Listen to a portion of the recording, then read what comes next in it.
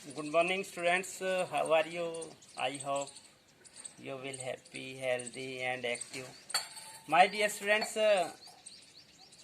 देखिए चेहरे को हमेशा किसी के सामने प्रेजेंट करते हैं, किसी से बात करते हैं, किसी के सामने आप होते हैं तो हमेशा चेहरे के ऊपर एक मुस्कुराहट होनी चाहिए, एक स्माइल होनी चाहिए, हल्का पॉजिटिविटी होनी चाहिए। आपका चेहरा बोलता है, आपका चेहरा आपका आईना है, आपके व्यवहार का, आपके विचारों का आईना है। तो मैं आशा करता हूँ आप पॉजिटिविटी के साथ अपनी क्लास से अटैच होंगे। तो ये अपना प्रेपोजिशन का चैप्टर जो है 6th to 8th क्लास के लिए है। 6th के बच्चे जो भी हैं जिनकी क्लासेस नहीं आ रही हैं नो प्रॉब्लम, वो पढ़ें इसको। बेटा 6th वाले इंटरेस्ट लेके ध्यान से अखबार सुने, 7th और 8th वाले ध्यान से सुने। इसके अलावा ऊपर की क्लास में जो टेस्ट वगैरह होते हैं या ऊपर की क्लास में जो बच्चे हैं वो भी पढ़ सकते हैं। तो प्रेपोजिशन के ऊपर बताने से पहले मैं थोड़ा सा एक मिनट के लिए आपको बताना चाहूँगा, थोड़ा पीछे ले जाना चाहूँगा। हमने जो है पीछे क्लास लगाई हैं पार्ट ऑफ स्पीच, भाषा के अंग। जो मेजर पार्ट होते हैं भाषा के अंग सीखने ज़रूरी होते हैं और उनमें होते हैं noun, pronoun, adjective, verb, adverb, preposition, conjunction, interjection. उनको कंटिन्यू मैंने लिया है। नाउन को एक्सप्लेन किया है, प्रोनाउन को एक्सप्लेन किया है, एडजेक्टिव को। इस तरह से करते करते आज हम प्रेपोजिशन को डिस्कस करने जा रहे हैं। तो प्रेपोजिशन को जानने से पहले मैं आपको बता दूं, प्रे को अगर खोलते हैं प्रेपोजिशन को तो pre plus position. Pre means स्थिति, प्रे मीन्स पूर्व, प्रे मीन्स पूर्व, और पोजिशन प्री पूर्व, और पोजीशन स्थिति पहले की स्थिति, किससे पहले की, वो मैं आपको बताने जा रहा हूँ। तो प्रेपोजिशन होता क्या है, इसका हिंदी में मीनिंग होता है संबंध सूचक। मीन्स यह है नाउन या प्रोनाउन के बीच किसी वस्तु का संबंध शो करेगा। तो यहाँ देखिए क्या लिखा है, डेफिनेशन से क्लियर होएगा आपके सामने। The word which is placed, the word which is placed before noun और प्रोनाउन, वह शब्द जो नाउन या प्रोनाउन से पहले यूज किया जाता है और उसके साथ किसी चीज का संबंध शो करता है, वो प्रेपोजिशन कहलाता है। एग्जाम्पल में देखिए, मैंने दोनों एग्जाम्पल लिए हैं, नाउन वाला भी लिया और प्रोनाउन वाला भी लिया है। कैसे देखिए, there is a bird on the cage, CAGE, cage means पिंजरा, पिंजरे में एक पक्षी है। पक्षी का और पिंजरे का संबंध है ऑन के थ्रू। देखिए यहाँ पे ऑन प्रेपोजिशन है ना, पिंजरे में एक पक्षी है, ऑन पिंजरे पर एक पक्षी है। इन द कैज होता पिंजरे के अंदर होता है, ऑन द कैज पिंजरे के ऊपर एक पक्षी बैठा है। इसके बाद यू ब्लेम्ड एट हिम, यहाँ पे देखिए एट जो है प्रेपोजिशन और हिम को शो कर रहा है। तुमने उस पर ब्लेम किया, आरोप लगाया, पास्ट इंडेफिनिट टेंस में कह रहा है तुमने उस पर तो यहाँ पे प्रेपोजिशन का रिलेशन है, यहाँ पे नाउन का रिलेशन था। तो अब हम चलते हैं टाइप्स में। इसके प्रेपोजिशन के टाइप्स कौन कौन से होते हैं। देखिए फर्स्ट ऑफ ऑल मैं आपको बताना चाहूँगा, प्रेपोजिशन को मैंने आपको एक्सप्लेन किया, समझाया, और फर्स्ट ऑफ ऑल हम डिस्कस करते हैं टाइप्स में। पहला है सिंपल प्रेपोजिशन। मोड़ ले ना, एक मिनट, सिंपल प्रेपोजिशन।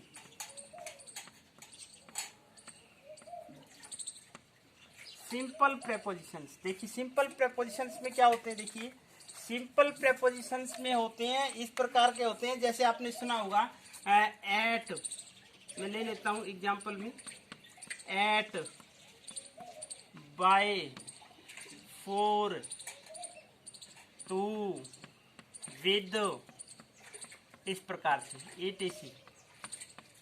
इस प्रकार के जो प्रेपोजिशन होते हैं ना वो सिंपल प्रेपोजिशन में आते हैं। सेकंड है कंपाउंड प्रेपोजिशन।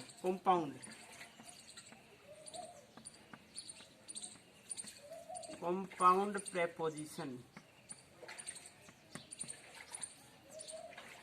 देखिए कंपाउंड प्रेपोजिशन कौन से होते हैं। संयुक्त प्रेपोजिशन, कंपाउंड,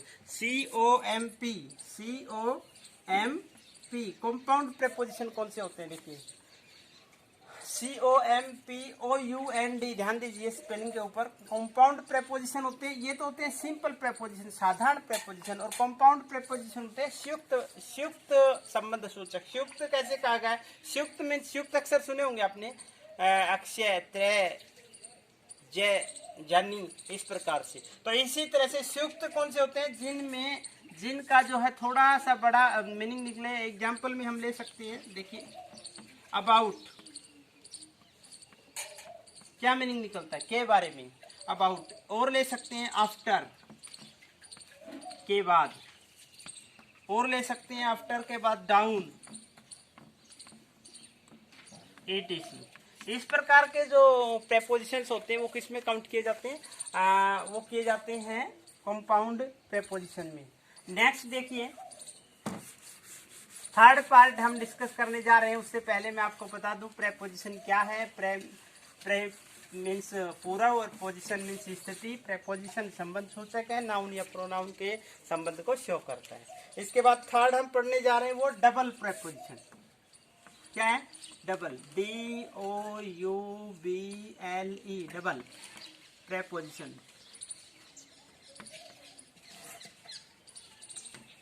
इससे पहले हमने क्या पढ़ा? सिंपल प्रेपोजिशन, और उसके बाद हमने पढ़ा कंपाउंड प्रेपोजिशन, संयुक्त। और डबल प्रेपोजिशन क्या होता है? युग्म संबंध सूचक। आप थोड़ा सा आपको अटपटा लगेगा सुनने में, लेकिन मैं आपको मीनिंग क्लियर कर दूंगा। युग्म, युग्म होता है जोड़ा, पेयर।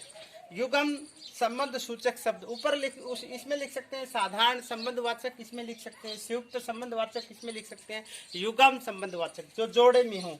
कैसे? देखिए, थर्ड में है फ्रॉम अमोंग। देखिए, फ्रॉम एग्जांपल में मैं ले रहा हूं फ्रॉम अमंग, फ्रॉम अमंग। इसके बाद ले रहा हूं फ्रॉम बिहाइंड, फ्रॉम बिहाइंड। इसके बाद मैं ले रहा हूं फ्रॉम बिहाइंड के बाद है फ्रॉम अंडर, फ्रॉम अंडर।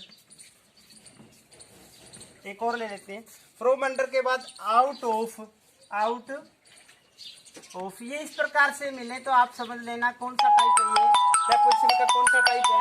ये प्रेपोजिशन का डबल प्रेपोजिशन टाइप है। इसके बाद हम फोर्थ पार्ट इसका लेने जा रहे हैं, फोर्थ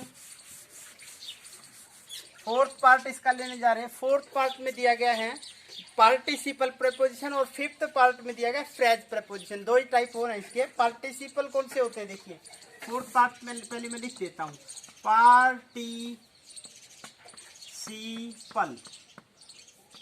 प्रेपोजिशन। प्यारे बच्चों, मैं आपको बताना चाहता हूं कि आपने आज तक है ना केवल प्रेपोजिशन तो सुना होगा, लेकिन प्रेपोजिशन के जो टाइप्स हैं इनके ऊपर नहीं डिस्कस किया होगा। पार्टिसिपल कौन से होते हैं? शाब्दिक, शाब्दिक प्रेपोजिशन। इसमें कौन से लिए जाते हैं? इसमें लिए जाते हैं, देखिए, ING, मोस्टली ING में मिलेंगे इसके आपको। जैसे एक्सेप्टिंग, ACCEPT, एक्सेप्टिंग, एक्सेप्टिंग। जैसे कंसर्निंग, कंसर्न, कंसर्निंग। जैसे कंसर्न, कंसर्निंग। जैसे रिगार्डिंग, रिगार्डिंग। जैसे पेंडिंग, etc। तो मेरा कहने का मतलब है ये इस प्रकार से मिलेंगे वर्ब के साथ ING लग के। लास्ट हम करने जा रहे हैं फ्रेज प्रेपोजिशन, फिफ्थ। कौन सा? Phrase preposition. जैसा कि आपने सुना होगा फ्रेज, एक वर्ड सुना होगा आपने, फ्रेज। फ्रेज क्या होता है? फ्रेज मीन्स होता है उक्ति संबंध सूचक, उक्ति। जैसे फ्रेज एक शॉर्ट सेंटेंस का शॉर्ट पार्ट होता है, उसका मीनिंग नहीं निकलता, लेकिन शॉर्ट पार्ट में मिलेगा, 3-4 वर्ड्स का मिलेगा। जैसे फॉर एग्जांपल मैं आपको देता हूँ, for the sake of. Example मैं ऊपर लेता हूँ,